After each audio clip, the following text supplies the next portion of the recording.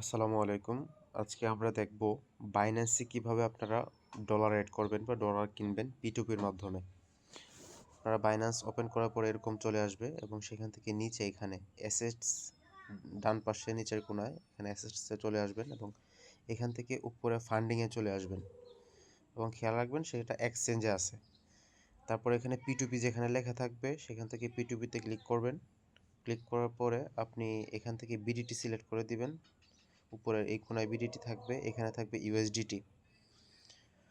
দেন হচ্ছে আপনি এখান থেকে ইউএসডিটি বা আপনি চাইলে এখান থেকে বিটকয়েনও কিনতে পারেন। হ্যাঁ, আপনি এখান থেকে অ্যামাউন্টটা তারপরে লিখে দিবেন আপনি কত টাকার কিনতে চাচ্ছেন। সে ফর এক্সাম্পল আমি 10,000 টাকা নিতে চাচ্ছি।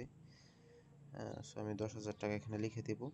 দেখেন আমার এখানে এই অ্যামাউন্টটা উল্লেখ হচ্ছে, এখানে যে আমাদের সামনে যে অ্যাডগুলো এখানে আসছে সব প্রত্যেকটা হচ্ছে 10,000 বা তার নিচে থেকে শুরু হয়েছে, মানে 10,000 পর্যন্ত আপনি এখানে ট্রানজাকশন করার সুযোগ আছে।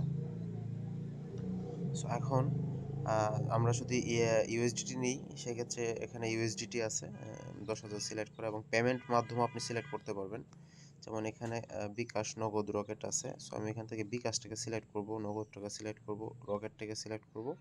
এগুলোর মাধ্যমে আমি করতে চাই। আপনারা চাইলে এখানে ব্যাংক ট্রান্সফার আছে, হ্যাঁ, তারপরে পারফেক্ট মানি আছে, আপনার গুগল পে আছে, ক্যাশ অ্যাপও আছে, আলিপে আছে, যে কোনোটাতে করা যাবে। তো বাংলাদেশগুলোর মধ্যে হচ্ছে ব্যাংক ট্রান্সফার এগুলা পপুলার আর কি, পারফেক্ট মানিও পপুলার।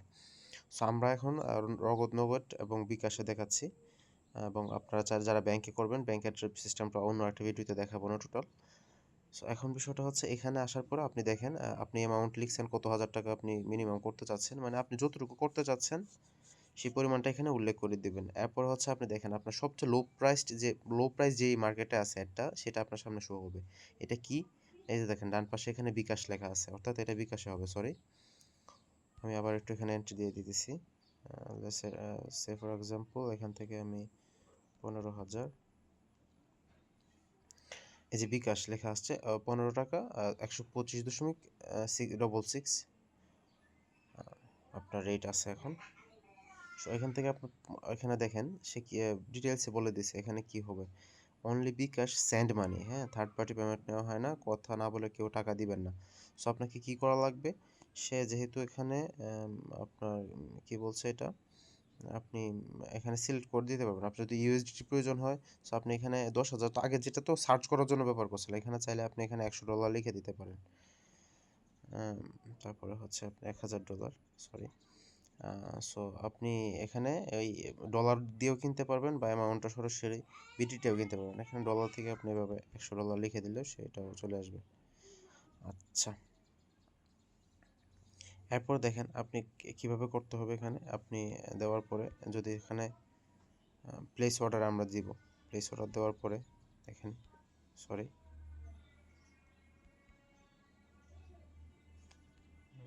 ইউএসডিতে $100 হবে। সো আমরা এখান থেকে তার রেটিং দেখেন, রেটিংটা দেখে নেবেন, কমপ্লিটেশন রেডিওটা দেখে নেবেন, এভারেজ টাইম কতটুকু লাগে কমপ্লিট করতে এটাও দেখে নেবেন এবং 15 মিনিটের ভিতর আপনার কিন্তু এই ট্রানজাকশনটা করা লাগবে, শেষ করা লাগবে।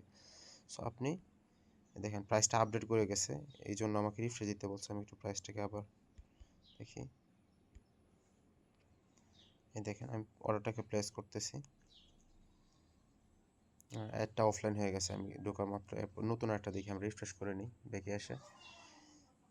এটা বাইন্যান্স ট্রেড জোন 125.63, এটাকে আমরা নিয়ে নিলাম। আচ্ছা, এখানে মনে হয় প্রাইসটা আপডেট হয়ে গেছে, একটু সময় নিতেছে, দরদাম ওঠানামা করে আর কি এখানে। এই দেখেন এখানে কি বলতেছে, কিভাবে বিকাশ পেমেন্ট মাধ্যম হচ্ছে আপনার বিকাশ। এখানে দেখেন আমার অর্ডারটা কিন্তু প্লেস হয়েছে। এখন এটার মধ্যে কি করা লাগবে, ভিউ পেমেন্ট ডিটেলস আপনি যাওয়ার পরে দেখবেন এখানে কি দেওয়া আছে, তারপর প্রবলেম হলো অন্যটা দিব, মানে ওই বিকাশ নাম্বার দেওয়া আছে। তারপর আপনারা এভাবে সরাসরি পেমেন্ট করবেন না, আপনারা এখানে চ্যাটে যাবেন, উপর থেকে এই যে চ্যাট লেখা আছে এখানে চ্যাট, এই চ্যাটে যাবেন, তার সঙ্গে কথা বলবেন। কি বলছে এখানে, আসসালামু আলাইকুম, পেমেন্ট করার আগে আপনার বিকাশ নাম্বারটি সেন্ড করুন, third party payment not allow. আচ্ছা, তার মানে হচ্ছে আপনি আগে তাকে জিজ্ঞেস করবেন যে ভাই নাম্বার দেন, ভাই পেমেন্ট নাম্বার দেন। এখানে লিখতেছি দেখেন।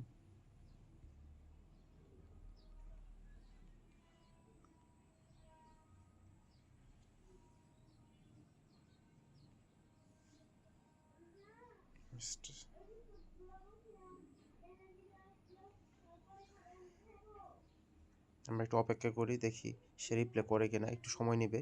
আমরা রিপ্লে করলে আমরা পজ করে দিতেছি ভিডিওটা। দেখেন এখানে অনেকে সিকিউরিটি পারপাস অনেক তথ্য চাইতে পারে, যেমন উনি আগে আমার বিকাশ নাম্বারটা চাচ্ছে, সেরকমভাবে আগে চাইলে আগে দিতে পারেন, অসুবিধা নেই। এখানে স্ক্যাম হওয়ার জন্য কিছু রুলস ফলো করলেই হয়, এখানে স্ক্যাম হওয়ার সম্ভাবনা কম। ট্রাস্টেডগুলো দেখে নেবেন। সো এখানে বিষয়টা হচ্ছে, সে যখন আমাকে নাম্বারটা দিবে, আমি এখন নাম্বারটা দিলে সে ওর নাম্বারটা আমাকে দিবে, ওই নাম্বারে সে সেন্ড মানি করার জন্য বলবে অথবা ক্যাশ আউট করার জন্য বলবে। সো আপনারা যদি ক্যাশ আউট করতে হয় সেক্ষেত্রে তো সরাসরি ক্যাশ আউট করে দিবেন, একদম এক্স্যাক্ট উপরে যে ব্যালেন্সটা আছে যে এখানে এটা, অথবা সেন্ড মানি করলে এটার সঙ্গে আপনি আপনার ক্যাশ আউট চার্জ অ্যাড করে তারপরে সেন্ড মানি করা লাগবে। ওকে, এরপরে আপনি যে সেন্ড মানি করছেন ওইটার একটা স্ক্রিনশট এনে এই যে এখানে আপনি ফাইলটাকে অ্যাটাচ ফাইল অ্যালবাম থেকে আপনাকে এখানে শেয়ার করে দিবেন, এবং এখানে নোটিফাই ট্রান্সফার নোটিফাই সেলার এখানে ক্লিক দিবেন। আমি তো এখনও ট্রান্সফার করি নাই, এটা দিলে কিন্তু আমাকে পরে স্ক্যাম করে দিবে। এই জন্য আপনার ট্রান্সফার নোটিফাই সেলারে চলে আসবেন। এই যে দেখেন এখানে ওই যে উপরেও লেখা আছে, এই যে এই জায়গাতে হলুদটাতে দেওয়া আছে। সো এটাতে যখন আমার এখান থেকে আমি টাকাটা পাঠানোর পরে তাকে প্রুফটা দিয়ে আমি এখানে ট্রান্সফার নোটিফাই সেলাই করে দিব, এরপরে কিছুক্ষণের মধ্যেই ও টাকাটা রিলিজ করে দিবে। এটা হচ্ছে প্রসেস। আর বাই এনি চান্স যদি কখনো সে মানে স্ক্যাম করার কেউ যদি স্ক্যাম এই সমস্ত এই জায়গায় আসলে স্ক্যাম করার সুযোগ কম, তারপরে যদি কেউ স্ক্যাম করতে চায় সেক্ষেত্রে আপনি তখন ইনস্ট্যান্ট ওখানে রিপোর্ট করে দিবেন, রিপিটেরও অপশন আছে। হ্যাঁ, এই হচ্ছে বিষয়, একদম সিম্পল, একদম ইজি। এরপরে আপনি আপনার ব্যালেন্স আপনার ওয়ালেটে দেখতে পারবেন।